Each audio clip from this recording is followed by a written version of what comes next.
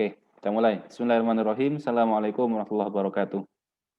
Alhamdulillah, salatu wassalamu ala rasulillah Muhammad ibn Abdillah wa ala alihi wa sahbihi wa mawala. Subhanaka la ilma lana illa ma 'allamtana innaka antal alimul hakim. Allahumma inna nas'aluka ilman nafi'a wa amalan mutaqabbala wa rizqan wasi'a.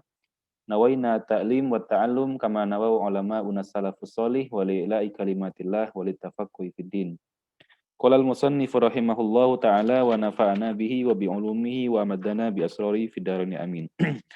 Kita baca Fatihah dulu khususnya untuk penulis ya, Imam Al-Ghazali, Hujjatul Islam Imam Al-Ghazali. Semoga dengan ngajinya ini kita mendapatkan keberkahan ya. Dapat berkahnya beliau, dapat rahasia-rahasia kemuliaannya beliau, dan semoga dengan berkahnya keistiqomahan kita ngaji, urusan-urusan kita dimudahkan oleh Allah, kita disehatkan, dipanjangkan umurnya, impian-impian kita dikabulkan oleh Allah Subhanahu wa taala, hajat-hajat kehidupan kita dimudahkan.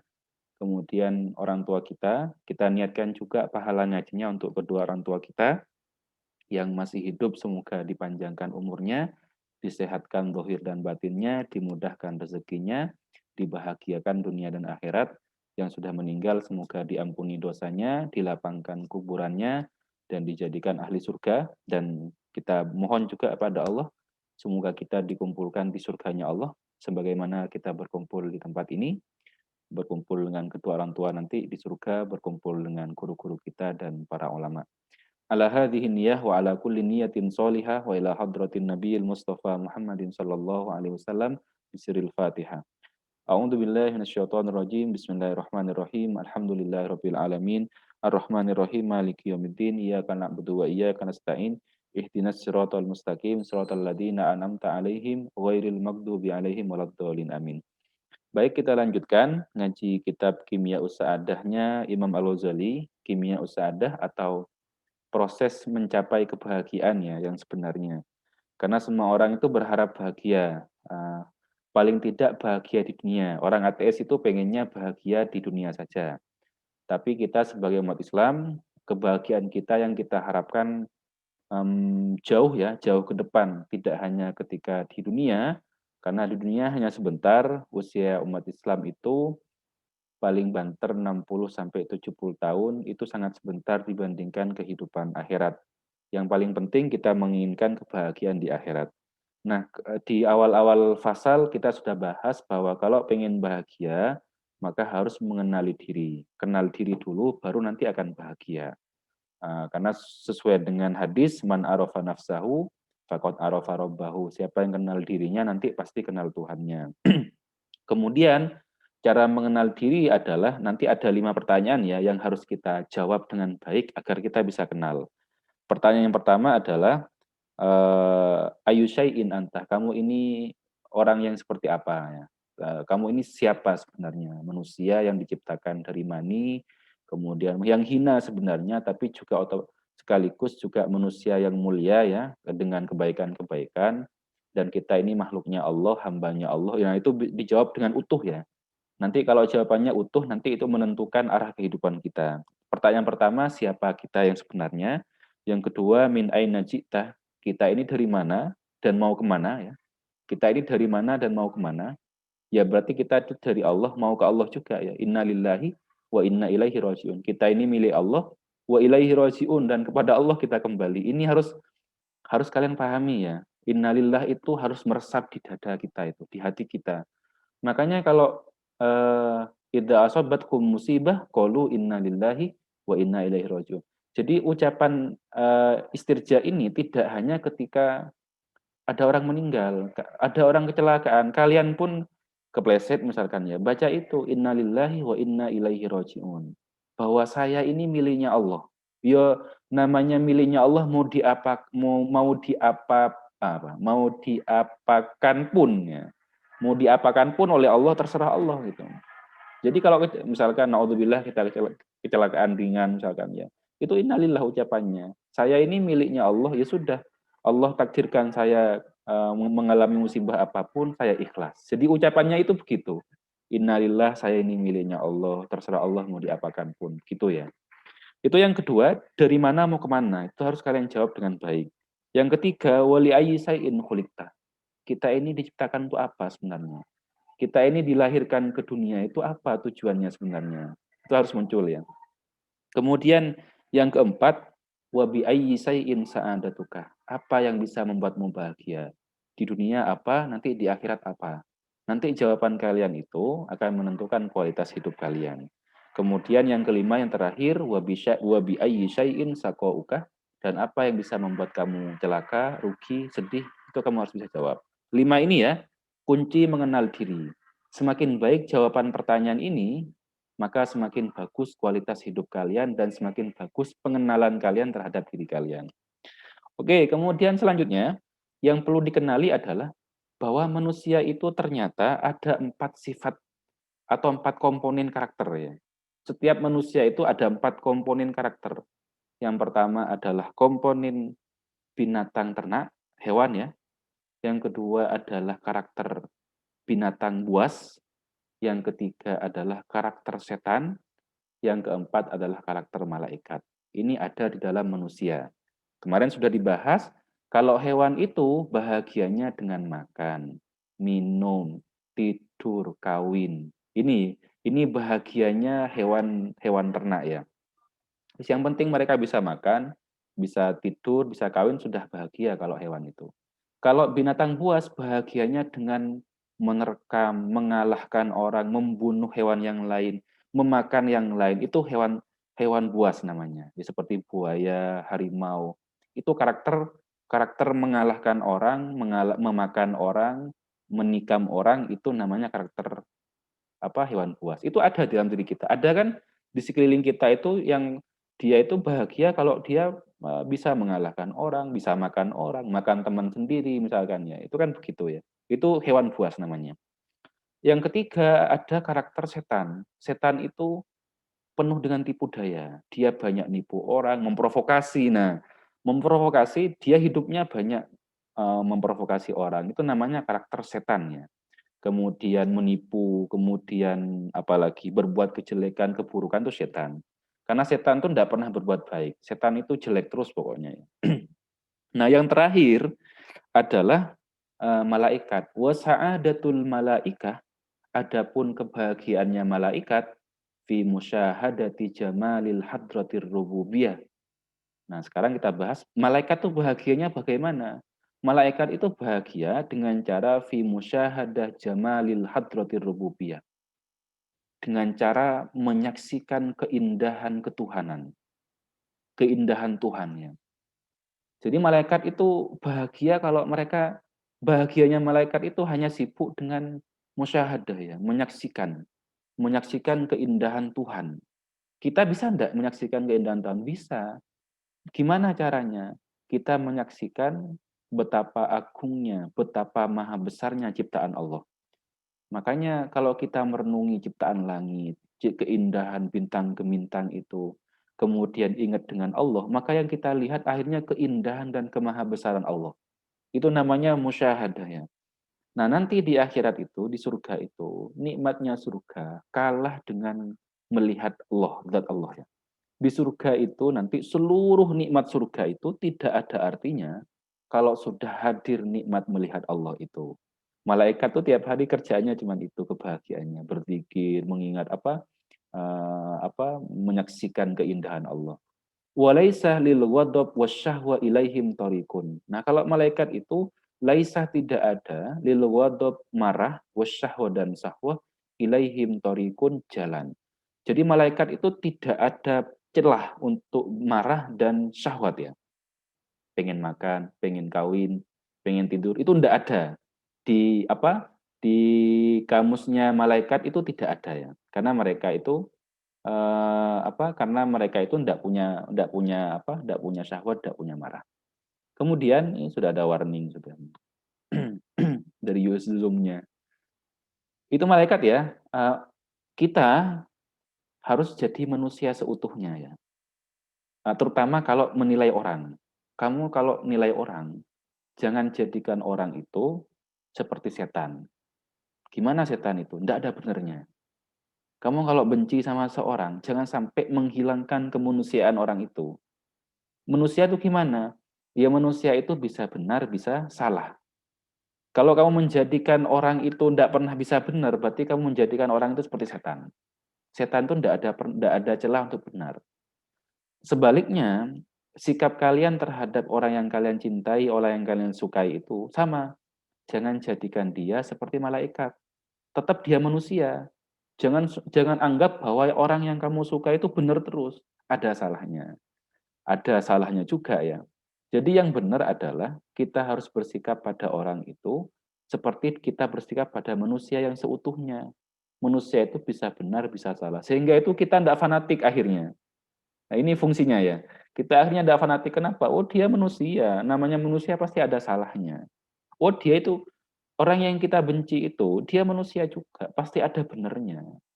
Kalau tidak ada benernya namanya setan. Kalau tidak ada salahnya namanya malaikat. Nah dia itu manusia. Gitu. Nah itu namanya memperlakukan orang selayaknya seutuhnya sebagai manusia. Oke. Fa in kunta min jauharil malaika, kalau kamu ini termasuk apa elemen malaikat ya. Ternyata kamu ini dominasinya malaikat banyak. Nggak, kalau dibully tidak marah. Kemudian tidak banyak pengen melakukan syahwat ya, syahwat makan, tidur, tidak banyak melakukan itu. Fajtahid, maka berusahalah fi ma'rifati aslika, untuk mengenal asalmu. Jadi kalau kamu merasa sudah berada di level kayak malaikat ini ya, kamu harus berusaha untuk mengenal asalmu ini seperti apa sebenarnya. Nah, asal saya manusia justru. Hatta ta'rifat tariqah ilal hadratil ilahiyah. Sampai kamu ngerti jalan menuju Allah. Sampai kamu ngerti jalan menuju Allah katanya. Wa tabluwa ila musyahadatil jalal wal jamal. Sampai kamu ini bisa menyaksikan keagungan dan keindahan Allah. Jadi kita itu belum kenal Allah ya. Kalau kita belum merasakan keindahan dan keagungan Allah lewat alam semesta. Misalkan kamu lihat laut biasa aja. Tidak ada muncul subhanallah, maha suci Allah. Ma khalaqta hadza batila. Kamu lihat ular, lihat nyamuk gitu ya. Tidak ada muncul begitu, itu berarti belum kenal Allah. Kenal Allah yang sebenarnya itu, kalau melihat alam semesta, yang diingat adalah Allah. Kamu lihat gunung, Masya Allah. Jadi yang muncul adalah Allah semuanya. Yang muncul bahwa Allah itu maha agung, maha indah, sehingga bisa menciptakan yang seperti itu. Kemudian wa tukhallisu nafsaka min qaidis syahwa wal wadab. Dan kamu lepaskan dirimu dari ikatan syahwat dan marah. Jadi syahwat dan marah itu membelenggu ya. Kalau marah itu dia tidak bisa ngontrol dirinya.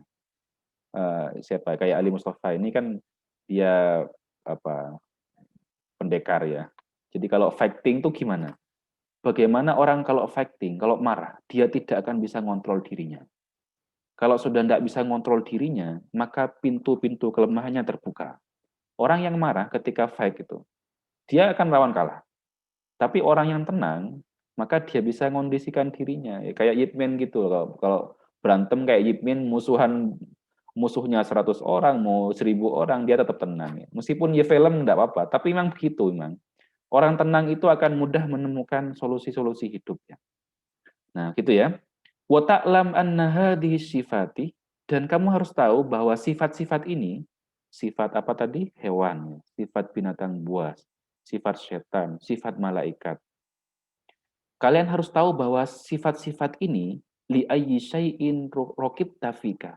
Kamu pakai untuk apa? Rokibta itu sebenarnya mengendarai ya. Kamu pakai untuk apa sifat-sifat itu? Fama khalaqahallahu ta'ala litakuna asiroha. Empat sifat tadi itu, sifat hewan ya, sifat binatang buas, malaikat, dan setan, itu tidak diciptakan agar kamu jadi tawanan mereka. Enggak.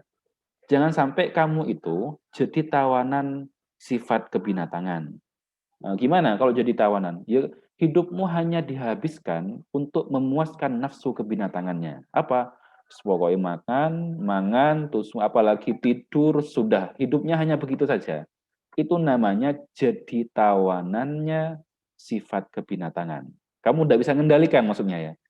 Kamu apa pokoknya pengen apapun harus dituruti, pengen makan, pengen tidur, ndak ada perjuangan untuk mengalahkan itu gitu ya. Apalagi pengen pengen mengalahkan orang, pengen pamer sama orang, pengen menipu orang. Kalau ndak bisa mengendalikan itu berarti kita jadi tahanan dari sifat-sifat jelek tadi itu. Sama juga sifat malaikat itu, sifat apa? Pengennya ibadah tok itu. Itu dipakai hanya untuk kendaraan, jangan jadi tujuan. Nanti kalau ibadah tok ya, kalau kamu jadi tawanannya itu, ndak baik juga. Loh gimana? Kok ada orang ibadah terus ndak baik? Iya, di zamannya Rasulullah itu ada orang yang tiap hari puasa, tiap malam ndak tidur, sholat tahajud, itu ditegur sama Rasulullah, ndak boleh. Ibadah berlebihan tuh ndak boleh. Itu namanya jadi tahanan sifat kemalaikatan. Sampai dia lupa kalau itu manusia. Manusia itu harus utuh sepaket ya. Ada sifat binatangnya, ada sifat hewan buasnya, ada sifat setannya, ada sifat malaikatnya. Harus digabung. Nah, yang jelek-jelek itu dipakai untuk akhirat juga. Loh, kok bisa? Bisa. Contohnya makan. Makan itu dipakai untuk biar kamu akhiratnya bagus. Gimana? Saya makan itu tujuannya hanya untuk ibadah saya biar kuat. Kalau saya tidak makan, tidak bisa ibadah saya. Jadi kamu hanya makan sekedar untuk menguatkan ibadah. Kalau kamu makan nanti bisa membuat ibadahmu loyo, kamu tinggalkan. Contohnya makan kekenyangan, kan ngantuk akhirnya.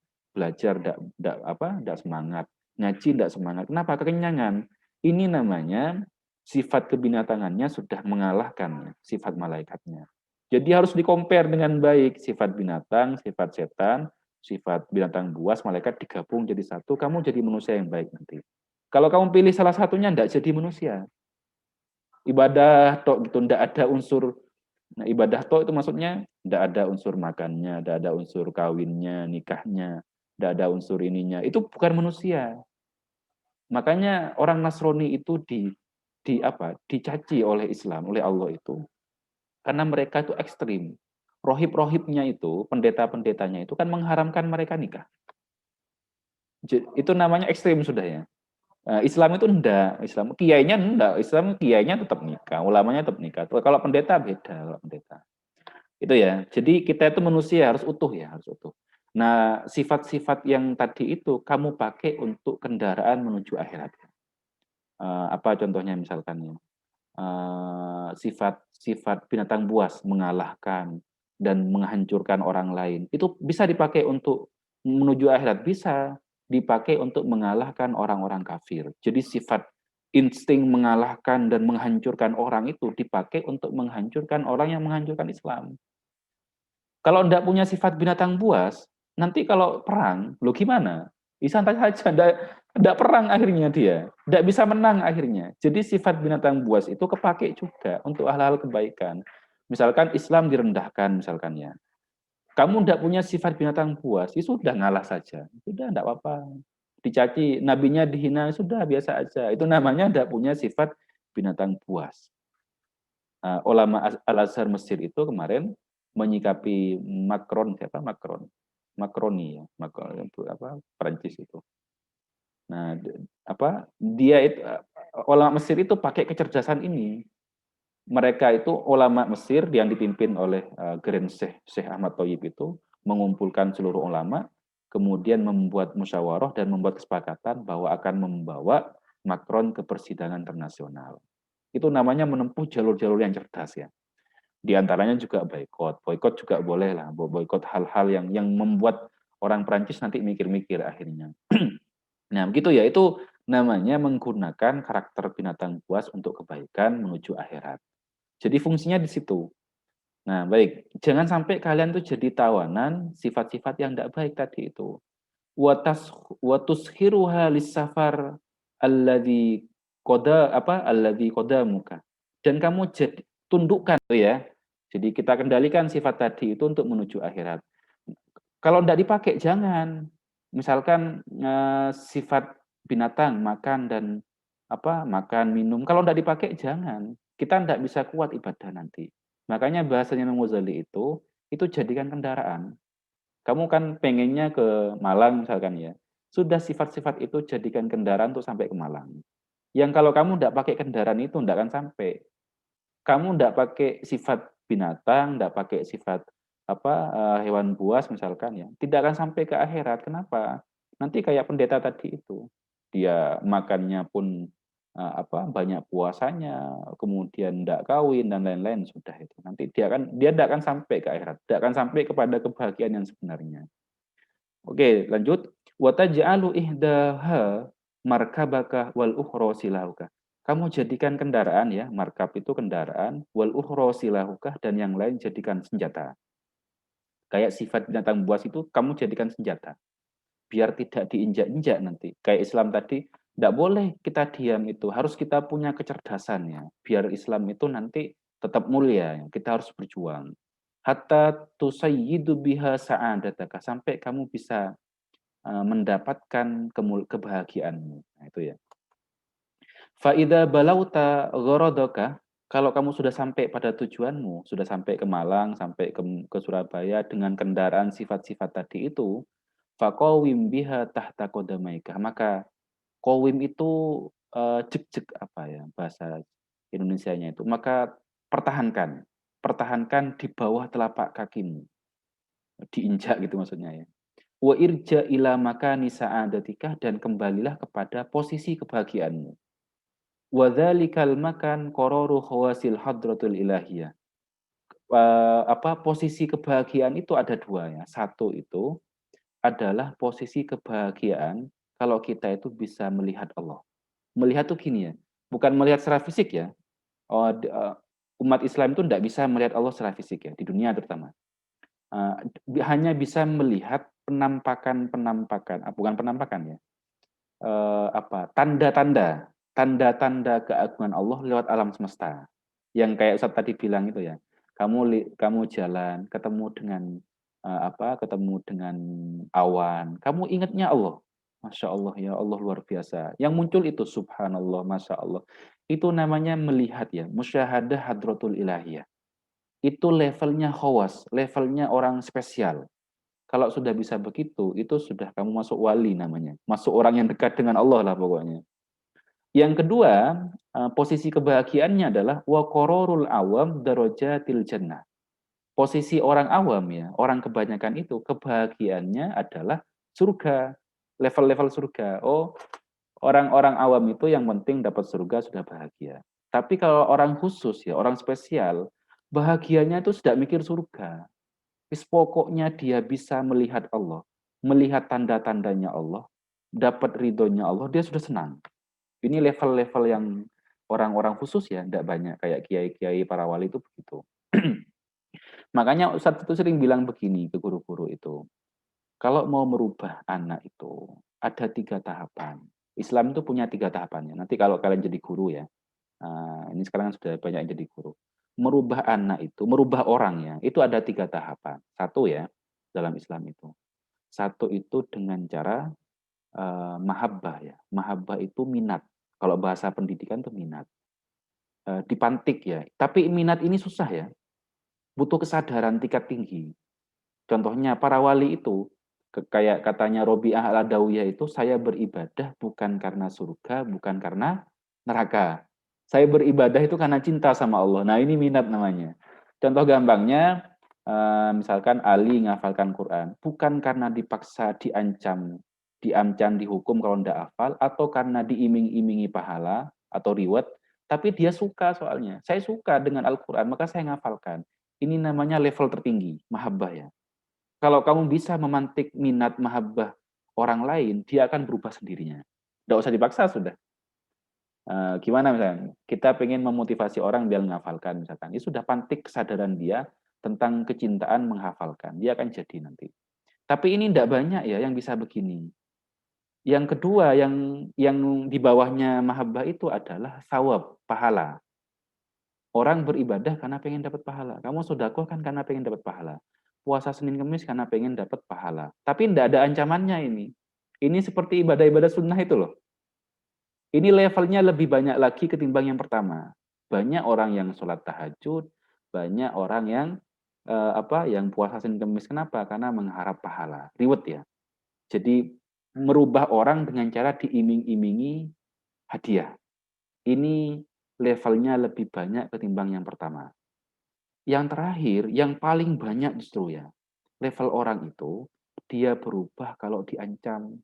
Kalau diancam dengan hukuman. Saya tanya misalkan ya, berarti berarti kenapa hampir tidak bisa meninggalkan sholat wajib yang 5 waktu?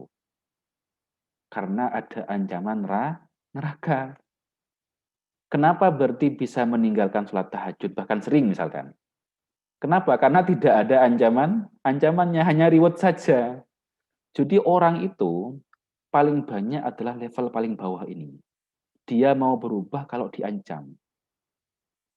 Nomor 2 di atasnya banyak lagi tapi lebih sedikit lagi orang berubah karena pengen dapat reward. Paling sedikit lagi orang berubah karena dia cinta, minat ya. Palingnya. Nah, kalau kalian pengen merubah orang, lakukan tahapan yang 3 ini. Kalau tidak bisa yang mahabbah, yang minat, turunkan ke reward. Pakai reward dia tidak bisa, pakai level yang paling rendah. Dikasih ancaman dan ketakutan ya. Itu sudah rumus. Kalau bisa yang pertama, kalau tidak bisa yang pertama yang kedua, kalau tidak bisa yang kedua yang ketiga gitu ya. Apa? Minat, kemudian reward, kemudian punishment atau ancaman. Itu ya kuncinya. Makanya level orang awam itu bahagianya dengan surga. Fatahtaju ila ma'rifati hadhil ma'ani, maka butuh mengetahui makna-makna ini, pengertian-pengertian ini, hatta ta'rifah min nafsika syai'an qalilan, agar kamu kenal dirimu ya. Ini gambarannya sudah kalian kenal insya Allah. Saya ini sebenarnya masuk dominan apa karakternya ya. Saya ini bahagia model apa? Apakah model model binatang? Apakah model binatang buas? Apakah model setan? Apakah model malaikat? Saya ini lebih dominan mana bahagianya? Oh, kalau kamu bahagianya dengan cara ngaji, berarti kamu ini dominan malaikatnya. Oh, kalau kamu bahagianya hanya kalau makan, jalan-jalan, senang-senang, berarti levelnya level kebahagiaannya binatang ternak. Oh, kalau kamu itu benar-benar puas, benar-benar bahagia, kalau bisa mengalahkan orang, kalau bisa menjatuhkan orang, kalau bisa menghancurkan orang, berarti levelnya adalah level apa? Binatang puas. Gitu ya. Kamu nanti ini penting, ini yang dimaksud dengan mengenal diri. Kamu kenali dirimu yang begitu ya. Ini saya level yang mana ya? Fakullu man lam ya'rif hadhil ma'ani fanasibuhu minal kusur. Orang yang tidak kenal pengertian-pengertian ini, nanti dia alamat gak dapat apa-apa, dia rugi nanti. Li'annal haqqo yakunu anhu mahjuban, karena kebenaran dari dia nanti tertutup, terhijab ya. Karena kebenaran tentang dirinya saja dia tidak ngerti. Sebenarnya saya ini orang yang sering bohong, Ustaz, misalnya. Tapi kamu tidak kenal bahwa kamu itu pembohong. Sudah, tidak akan mungkin diobati. Orang yang sakit itu bisa disembuhkan kalau dia sadar kalau sakit, kalau dia ngerasa kalau sakit. Kalau dia tidak ngerasa bahwa dia sakit, mau dokter yang secanggih apapun tidak akan bisa menyembuhkan. Kenapa? Karena dia tidak ngerti kalau dirinya sakit. Jadi rumus yang paling penting adalah kamu harus mengenali dirimu sendiri, apa yang kurang, apa yang lebih, yang kurang diobati, yang lebih dijaga, maka akan jadi orang yang bahagia insya Allah dunia dan akhirat. Baik, itu ya satu fasal, nanti insya Allah kita lanjutkan pada fasal berikutnya di pertemuan yang akan datang. Silakan kalau ada pertanyaan, langsung saja ya, tidak ada moderatornya. Yang mau nanya langsung saja. Ada?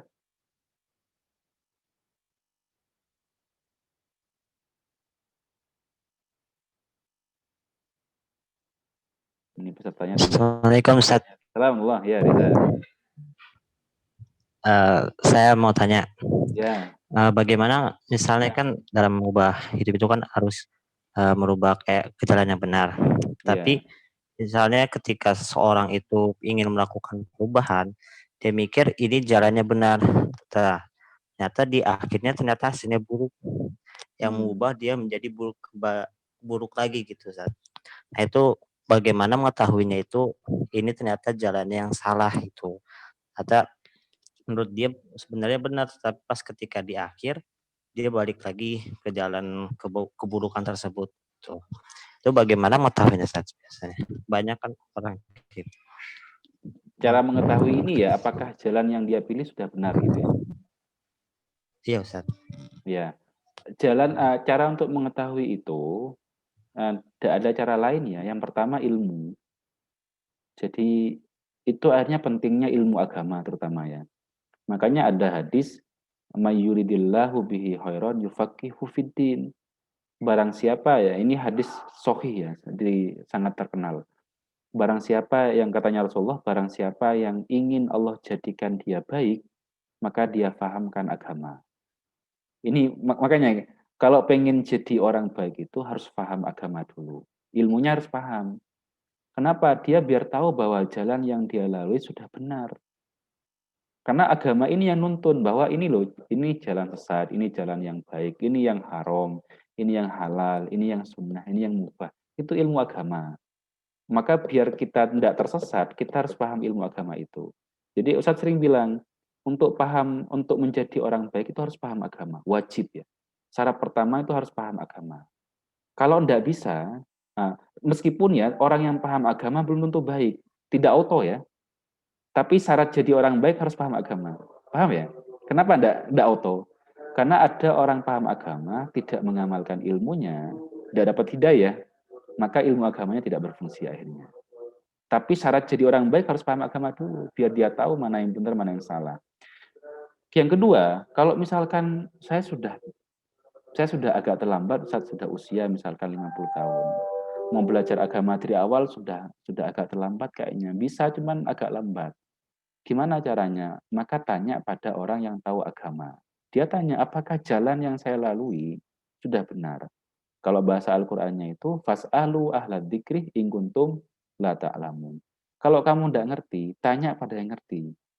Karena kita tidak tahu agama misalkan ya, tanya pada yang tahu agama bahwa apakah jalan yang saya pilih ini sudah benar. Sehingga nanti kita semakin yakin dengan pilihan jalan kita dan konsisten dengan jalan itu. Begitu ya Riza. Itu sesuai dengan pertanyaan kamu ya Riza. Iya, Ustaz. Makasih. Ya gitu ya. Jadi caranya adalah ilmu yang pertama. Ilmu itu penting menentukan itu. Kemudian yang kedua, kalau ilmu sudah sangat tidak bisa dipilihnya, maka dia harus banyak nanya kepada orang yang paham ilmu tadi itu. Gitu ya. Oke. Ada lagi?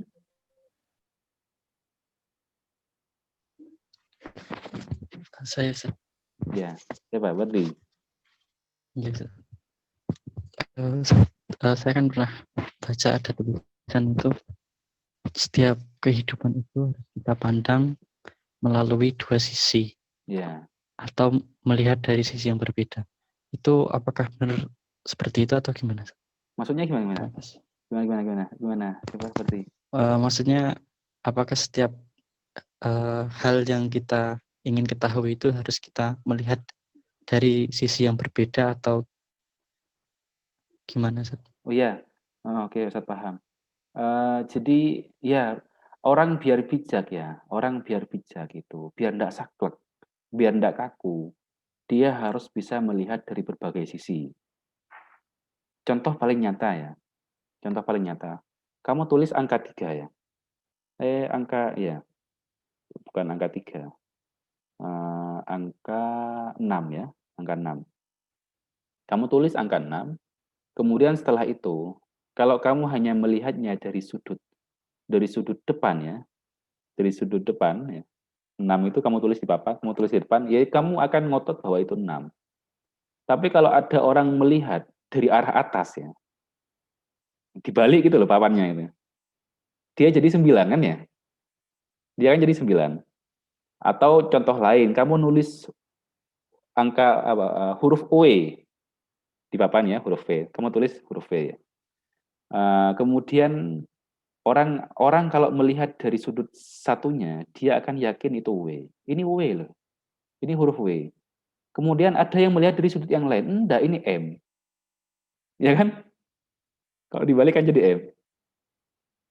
Kamu mau pilih yang mana? Tukaran jadinya nanti. Enggak, ini M, ini W. Ternyata dua-duanya benar. Terus ada orang yang pihak ketiga datang. Disuruh disuruh disuruh apa? Disuruh menjadi wasit. Ini yang benar W atau M? Kemudian dia bilang, salah semuanya. Yang benar di angka 3. Ya? Kan bisa W jadi angka 3 dilihat dari sudut yang lain itu. Jadi orang yang bijak itu, orang yang melihat dari segala sisi. Oh, kamu itu benar ini W kalau dilihat dari situ. Oh, kamu benar ini M kalau dilihat dari sana. Oh, kamu benar ini angka 3 kalau dilihat dari sana. Jadi orang bijak itu yang cara melihatnya adalah luas. Tidak hanya satu sudut. Ya. Paling gampang begini, itu sudah sangat gampang tadi ya. Ustadz itu sering terinspirasi oleh Dr. Fahruddin Faiz. Kamu kalau kalau mau buka YouTube ya, pengen banyak tahu filsafat dengan cara yang mudah, buka Dr. Fahruddin Faiz, ngaji filsafat. Kajiannya banyak, ngajinya kalem, tapi enak, renyah banget. Beliau bilang begini, ini satu kutip saja. Saya terinspirasi banget dari beliau. Kita itu tidak boleh fanatik dengan satu teori. Misalkan ya, hidup itu kayak ini, kayak peralatan hidup. Kamu harus punya semua peralatan sebanyak mungkin. Punya pisau, punya sisir, punya apalagi gayung. Kamu harus punya semuanya. Jangan fanatik dengan pisau saja. Oh enggak, pisau ini sudah keren. Pisau ini sudah sangat bagus. Jadi saya tidak butuh yang lain. Yakin tak tidak butuh yang lain. Kamu kalau mau nyisir rambut, masuk pakai pisau. Gitu kan ya? Kamu kalau mau mandi, masuk pakai pisau. Kalau kamu saklek dengan sudut situ, dengan sudut pandang yang satu itu, maka hidupmu soro. Loh gimana ndak soro? Gimana ndak susah? Wong dia yakin hanya dengan pisau itu yang terbaik. Dia nyisir pakai pisau, luka nanti. Orang yang fanatik dengan satu konsep itu begitu nanti. Seharusnya itu dia punya banyak teori. Oh, kalau pisau saya pakai ketika motong bawang saja. Oh, kalau sisir saya pakai ketika nyisir rambut saja. Sehingga dia banyak mengumpulkan teori dan konsep dan akhirnya dia berpikir lebih luas. Ini cara hidup yang benar begitu ya, berarti ya. Jadi benar ya, melihat dari segala sisi ya. Kamu lihat dari segala sisi. Nanti kalau contoh gampang ini ada Rasulullah ya. Rasulullah itu dulu ada kisah ada anak kecil dibawa ke Rasulullah karena dia nyolong kurma. Dia ada orang ya Rasulullah tolong anak ini kisos. Dia telah nyolong kurma. Coba kamu lihat apa yang dilakukan Rasulullah. Kalau kamu hanya melihat dari satu sudut pandang, kamu langsung kisos anak ini. Enggak, Rasulullah itu nyamperi anak ini, kemudian beliau itu jongkok. Jongkok, kenapa kok jongkok? Bayangkan Rasulullah ini ya. Jongkok itu untuk menyamakan posisi tubuh beliau dengan anak tadi. Anak kan kecil. Sehingga secara psikologis ya, anak ini dengan Rasulullah, kamu bayangkan ya, ada orang tua ngomong sama anak kecil, yang anak kecil di bawah, orang tuanya sambil nuding-nuding begini. Secara emosional orang ini marah banget. Tetapi Rasulullah dengan menundukkan tubuhnya, sejajar tubuhnya dengan anak kecil tadi itu, secara psikologis anak ini sudah nggak tertekan. Nggak tertekan kan? Dia merasa senang, sudah merasa setara. Kemudian apa yang ditanyakan Rasulullah pertama? Nak, benar enggak kamu nyolong? Jadi kalau ada yang melanggar, pertama itu adalah klarifikasi. Ini ajarannya Rasulullah ya. Kalau ada pelanggaran, siapapun ya, murid kamu atau anak kalian nanti ketika sudah punya anak, yang pertama klarifikasi. Kamu benar enggak nyolong? Anak ini bilang, iya ya Rasulullah, saya lapar. Saya akhirnya ngambil tadi kurma di atas. Oke, sudah ngaku ya, sudah benar jujur. Rasulullah lanjutkan ke tahap kedua. Apa kedua? Setelah klarifikasi, beliau menegaskan, nah, nyolong itu hukumnya haram. Pelakunya bisa dipotong tangan. Jangankan kamu. Anak saya Fatimah, anak yang paling saya sayangi, kalau nyolong nanti saya yang motong sendiri. Ada penegasan. Punishment dan hukuman dijelaskan. Yang ketiga, dikasih solusi. Ini sudut pandangnya Rasulullah luas ya. Nah, kalau kamu mau nyolong, jangan ngambil di atas sana. Kok bukan mau nyolong? Kalau kamu pengen makan kurma, kelaparan, jangan ngambil di atas pohon. Tapi ngambil yang jatuh ke bawah. Nanti kamu tidak dihukumi nyolong. Sudah, ini luar biasa Rasulullah ya. Jadi kita itu kan yang sering adalah menghukum anak tanpa klarifikasi, tanpa solusi. Nomor dua yang ada, marah-marah gitu kan ya. Nomor pertama enggak ada, klarifikasi enggak ada, solusi enggak ada. Rasulullah ngasih solusi justru. Nah, kamu kalau lapar, biar nggak kena hukuman, jangan ngambil yang di atas, ambil yang di bawah saja. Yang keempat, yang jarang dilakukan oleh para ustadz dan para dai. Setelah ada klarifikasi, penegasan, solusi, Rasulullah mendoakan.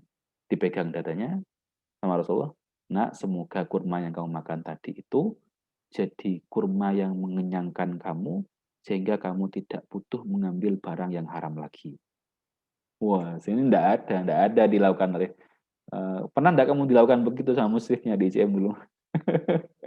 Klarifikasi, penegasan, solusi, doa. Yang banyak nomor 2 ya, penegasan. Oke, gitu ya. Itu namanya sudut pandang yang luas tuh begitu. Oke, berarti sudah. Ali ya? Ustaz, Ya, apa? Berarti gimana Ali? kalau seperti kasusnya apa penghinaan Nabi oleh Presiden Prancis itu, apa kita harus melihat dari sisi yang lain juga, Ustaz? Boleh. Begini ya, ini ada banyak perbedaannya. Orang-orang seperti Habib Umar Al-Hafid, Habib Ali Jufri, kalau di Indonesia Habib Jamal Batu, cara berpikirnya sama. Bahwa penghinaan oleh Markon itu bisa jadi akibat kita yang kurang dekat dengan Rasulullah dan sunnah-sunnahnya Rasulullah. Maka kita harus introspeksi diri, kita perbaiki hubungan kita dengan Rasulullah. Bisa jadi karena itu yang membuat akhirnya Rasulullah itu dibuat hinaan sama orang-orang Prancis. Jadi lebih fokus ke sana, lebih fokus ke introspeksi diri. Itu yang Habib Umar dan Habib Ali Jufri. Habib Jufri juga mengatakan begini, boykot yang paling penting itu adalah bukan boykot barang-barangnya Prancis katanya. Tapi boykot yang paling penting adalah memboykot hawa nafsu kita dari diri kita. Yang tadi itu ya, memboykot sifat setannya, sifat malaikat, sifat iblisnya, sifat binatangnya, itu jangan sampai menguasai kita itu. Itu yang paling penting katanya. Kamu gabungkan seluruh sudut pandang itu. Yang Habib Ali Jufri, yang Habib Umar, yang Syekh Al-Buti. Syekh Al-Buti itu keras. Padahal beliau ini orang yang paling lembut, Syekh Al-Buti, almarhum itu. Tapi dalam urusan boykot ini, beliau bilang, Ustaz pernah nemu videonya di YouTube itu, waktu dulu yang di Denmark itu, yang membuat karikatur di Denmark itu, beliau bilang begini, haram bagi kalian merasa najis toko-toko kalian dengan produk-produknya Denmark. Waktu itu yang membuat karikatur Rasulullah itu. Jadi haram toko kalian itu dan menganggap najis kalau ada sampai barang-barang produknya Denmark. Syekh Al-Buti, almarhum ya. Beliau ini ulama yang lembut sebenarnya, tapi urusan begini beliau tegas. Nah, gimana caranya berarti tadi? Kamu kumpulkan semuanya, boykot ikuti, selama kamu mampu ya, semampunya. Boykot ikuti, kemudian perbaikan diri ala Habib Umar diikuti. Itu namanya menggabungkan segala sudut pandang. Gitu ya, berarti ya. Cukup? Oke. Tinggal 10 menit lagi. Mau habis lagi waktunya. Ini terakhir, Ali Mustafa. Silakan. Yes, saya mau tanya Ya, mengenai manusia. Tadi kan dijelaskan ya. bahwa manusia kalau terlalu sering ibadah itu tidak baik. Ya. Terus bagaimana manusia sering ibadah itu kan tidak baik. Terus manusia kan juga harus punya sifat kemanusiaannya. Ya. Nah, bagaimana dengan Nawawi ya, Imam Nawawi itu yang tidak menikah seperti itu. Sedangkan menikah sendiri kan ya sifat kemanusiaannya. Terus ya. ada lagi satu pertanyaan. Cara mendidik tadi mengenai mahabbah, terus tawab, dan dengan ancaman. Itu kan bicara tentang hati atau niat dalam hati siapa anak-anak ya. Terus bagaimana itu melatih atau gimana ya?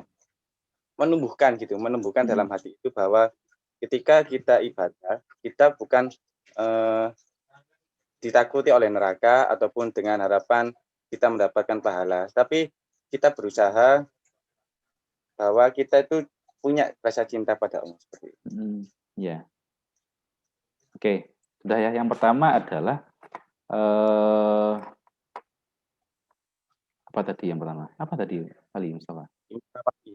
Apa? Oh, Imam Nawawi. Oke. Kalau ibadah saja itu tidak baik hidupnya. Iya. Ada banyak yang ditegur sama Rasulullah. Satu adalah Abdullah bin Amr bin As. dia ibadah terus ya. Sama Rasulullah ditegur jangan terlalu begitu. Kamu manusia, kamu makhluk sosial, kamu harus ada kegiatan sosialnya ya. Maksudnya ibadah tadi itu ibadah mahdoh ya, sholat, ngaji, zikir itu tok. Sebenarnya ada ibadah lain yang tidak mahdoh. Kamu membantu orang itu ibadah juga, tapi yang ibadah sosial namanya. Nah, yang salah itu kalau ibadah mahdoh saja, ibadah murni saja ya, itu bermasalah. Kalau full terus ya, tiap hari puasa, tiap hari ngaji sampai dia ndak ada bantu tangganya, dia ndak ada bantu orang tuanya itu bermasalah. Ada yang kedua adalah Abu Darda ya. Abu Darda itu dimarahi sama Salman Al Farisi kalau nggak salah. Nah, gara-gara itu juga dia ndak pernah tidur sama istrinya, dia ndak pernah makan, puasa terus dia ndak pernah tidur. Dibilangin sama Abu Darda. Abu Darda itu dibilangin sama Al Farisi, kamu harus bisa membagi porsi untuk Allah dan untuk manusia, untuk dirimu juga bahkan. Fa inna laka hakun katanya, tubuhmu itu punya hak. Ya, tubuhmu itu punya hak untuk makan, untuk tidur, untuk nikah, gitu ya. Kemudian keluargamu punya hak juga, tetanggamu juga punya hak. Bukan hanya Allah yang punya hak ya. Kamu harus atur dengan rapi itu. Nah, bagaimana dengan Imam Nawawi yang tidak menikah? Itu bukan diniatkan. Kita husnudzon Imam Nawawi tidak pernah berniat untuk tidak nikah. Ini saya doakan ya biar segera nikah ini. Biar ya doanya ya biar segera nikah segera ya dengan perempuan yang solehah ya. Amin amin ya. Nah, Imam Nawawi itu tidak pernah berniat untuk tidak nikah. Tapi beliau itu saking sibuknya dengan ilmu ya, sibuk ngajar, sibuk nulis kitab ya. Beliau akhirnya keburu meninggal sebelum sempat nikah. Kan banyak kisahnya orangnya yang keburu meninggal sebelum sebelum menikah itu. Nah, ini Imam Nawawi itu begitu ya. Jadi tidak bisa dihukumi beliau itu tidak pengen nikah enggak. Beliau itu pengen nikah tapi keburu meninggal. Kemudian yang pertanyaan yang kedua dari Ali adalah bagaimana menumbuhkan rasa cinta dan minat terhadap sesuatu. Ini berat memang Ali ya. Makanya Ustadz bilang orang yang bisa berubah perilakunya gara-gara cinta dan minat ini sedikit. Kalau kita anggap paling sederhana ya, di antara kita ini yang ada di sini yang 4 orang ini, siapa yang ibadahnya hanya murni karena cinta pada Allah? Ustadz tidak berani bilang enggak. Enggak. Ustadz ini masih beribadah pada Allah yang wajib itu karena takut neraka. Coba bayangkan kalau sholat yang wajib yang 5 itu tidak ada embel-embel ancaman nerakanya. Kok sepertinya ya tidak akan semangat ibadah kita itu. Seperti sholat tahajud dan sholat duha akhirnya. Berbeda kalau para ulama dan para wali itu yang jumlahnya sedikit. Mereka ibadahnya sudah tidak mikir surga neraka sudah. Sama juga dengan keseharian kita. Ingin mengajak anak untuk suka ini misalkan ya. Suka terhadap Al-Quran. Tanpa diancam dan tanpa diriwat. Ditumbuhkan minatnya. Itu tidak mudah. Tapi yang jelas caranya adalah kamu harus menanamkan bahwa hafal Quran itu begini-begini keutamaannya. Cara yang Ustadz pilih ya untuk menumbuhkan minat adalah dengan menjelaskan kelebihan dan keutamaan-keutamaan sesuatu yang ingin kita tingkatkan minatnya. Misalkan kalau bola, misalkan, gimana cara ngajak anak biar suka dengan bola? Kamu tunjukkan orang-orang yang sukses dengan pemain bola, orang-orang yang menjadi orang yang terkenal gara-gara menjadi pemain bola, sehingga nanti akhirnya muncul rasa tertariknya dengan itu. Jadi itu ya, Ali ya. Caranya adalah kamu tunjukkan keutamaan-keutamaan, kelebihan-kelebihan dari sesuatu atau amalan yang ingin kalian munculkan minatnya. Tapi itu sekali lagi tidak mudah. Karena itu butuh nyambung ya, nyambung hati kamu yang nyampaikan dengan hati dia yang mendengarkan. Dan butuh contoh nyata dari kamu yang nyampaikan dan dari dia yang mendengarkan. Itu paling mudah ya, paling mudah. Oke, begitu ya, karena waktunya sudah habis ya, ini tinggal 2 menit lagi. Nah, kita tutup dengan doa ya. Kita doa pada Allah, semoga kita yang ngaji di sini ini diberikan kemudahan segala hajatnya, kita dijadikan manusia yang utuh ya, manusia yang utuh, yang bisa mengendalikan seluruh sifat tadi itu untuk kebaikan akhirat.